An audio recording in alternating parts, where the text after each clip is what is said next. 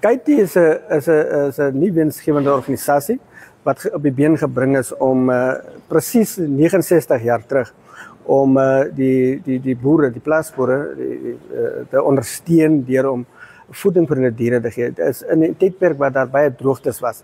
Toe het hulle saamgekom en so 'n klein bazaar. Die organisasie, dit was dit keer maar so op skou vereniging. Onder die naam het hulle geopereer. Hulle het dit gedoen om eenvoudig die boere te ondersteun, want hulle het deur 'n baie groot droogte gegaan daai tyd. En so dis maar opgebou tot waar ons vandag staan.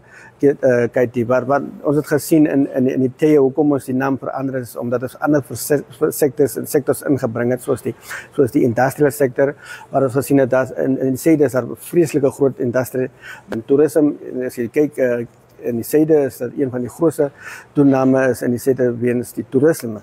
En dis hoekom ons hulle aan boord gebring het. Ons het definitief baie groot planne. Volgende jaar is ons nou die 70ste verjaarsdag. Van die gedeeltes op ons skoolgronde is daar reparasie wat plaasvind soos die A-gronde en dit dan by die agricultural kralle ook. Die rede is maar net om dit groter te maak vir volgende jaar.